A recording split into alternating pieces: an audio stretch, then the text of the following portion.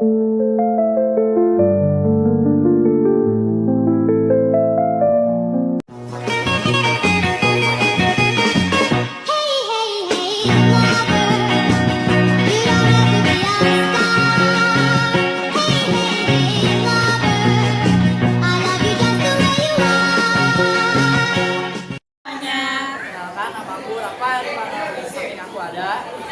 nama aku Sero Tidaska.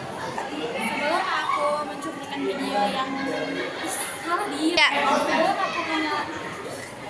sebelum aku menjelaskan video ini, aku akan menjelaskan apa itu gotong royong. Gotong royong adalah nilai yang sangat penting dalam kehidupan masyarakat di Indonesia. Dalam pelajaran Pancasila, gotong royong diartikan sebagai semangat kerja dalam pelaksanaan dan mencapai tujuan bersama tanpa menghambatkan kepentingan pribadi. Ini merupakan salah satu nilai agama yang mencerminkan sila Pancasila ketiga, yaitu persatuan Indonesia. Makna gotong royong.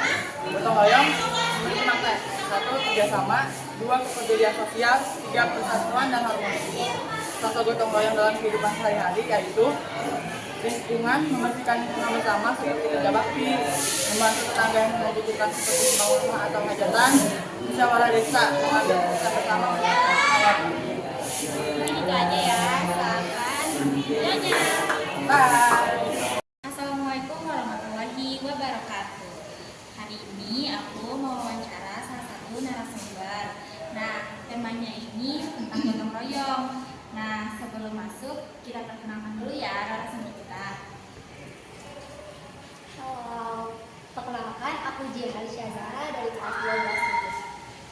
Nah, sebelum masuk ke pertanyaan, kan ini namanya gotong royong nih Kak.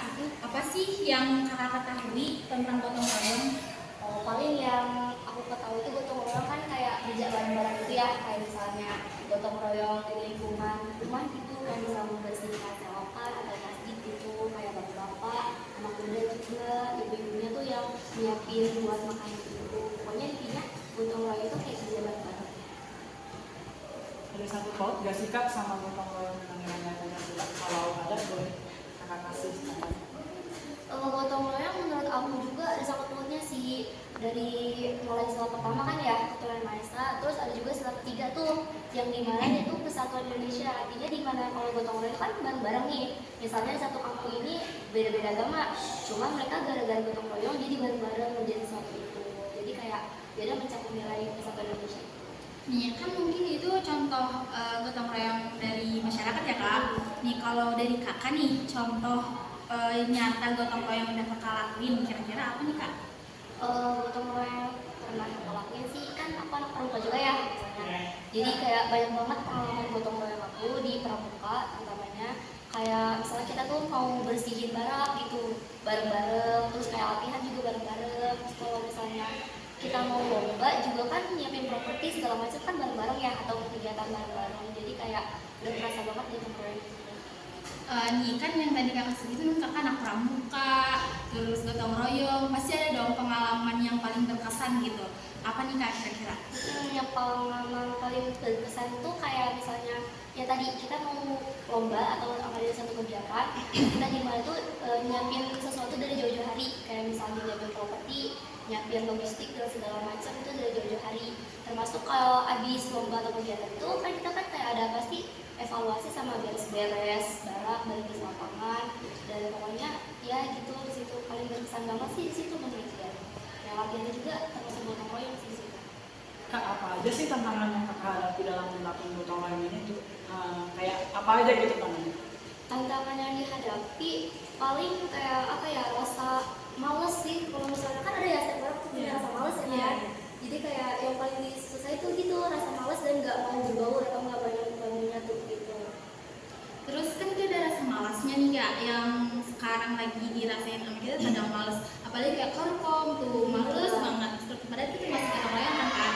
Nih, gimana sih cara Kakak mengatasi hambatan atau rasa males yang mau kita lakuin nih buat gotong royong, tapi kita males banget? Gimana sih tanggapan Kakak? Terus gimana cara mencegah rasa malas itu?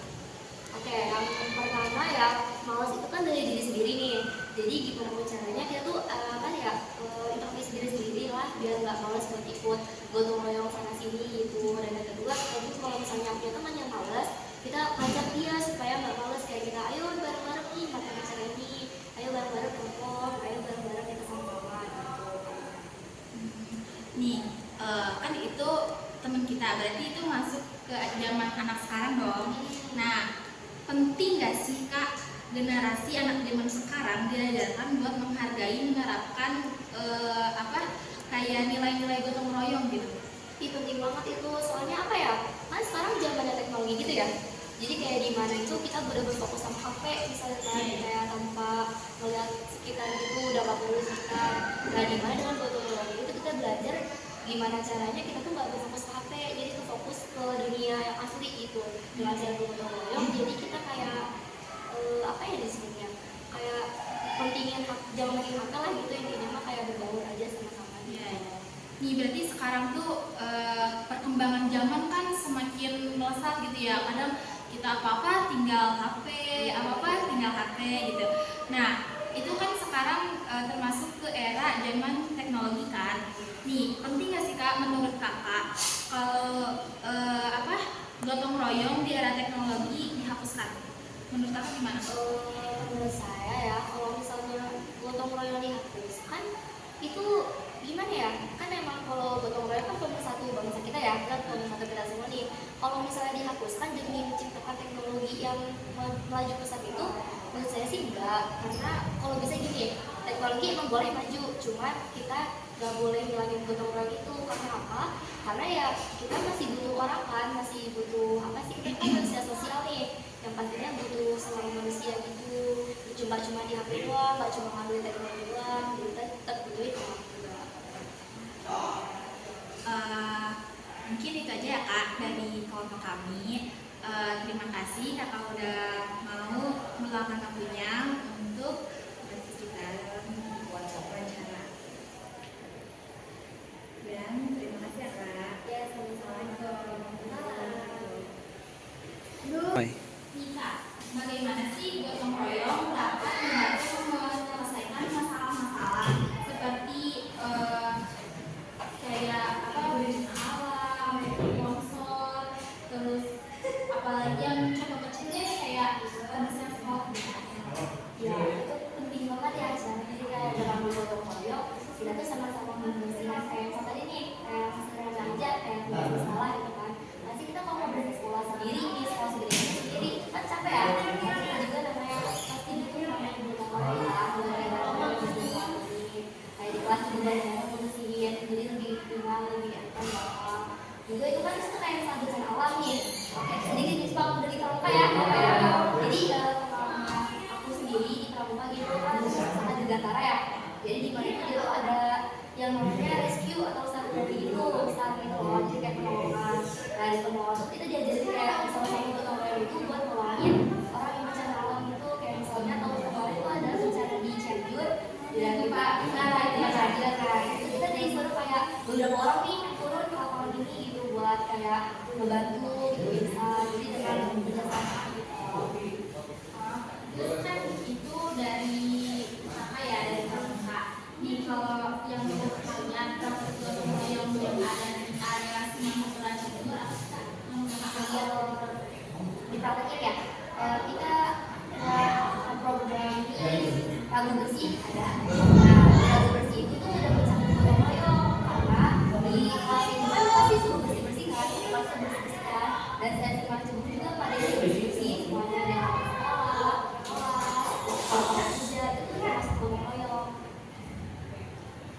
Apa sih Kak langkah-langkah yang bisa dilakukan pemerintah di sekolah atau masyarakat untuk menjaga semangat gotong royong ini? Untuk pemerintah Kan biasanya Kak, kadang dari sekolah tuh kekurangan ini, terus kekurangan fasilitas-fasilitas yang lain. Nah kita dalam gotong royong itu Tuh. Kak, gimana sih cara kita buat bersama-sama kembali menghidupkan semangat gotong royong di lingkungan desa? Yang pertama sih pasti kita kan dari gotong royong itu kan punya makna kesatuan ya. Jadi di mana kalau misalnya gotong royong kita lebih satu untuk membersihkan, apalagi membersihkan lingkungan desa yang satu tersebut kalau mau pertama kita mengajak dari guru gitu, mengajak siswanya untuk sama-sama membersihkan masalah, atau kan ada kayak kerja kelompok kan. Nah kerja kelompok kan juga pasti kita gotong royong.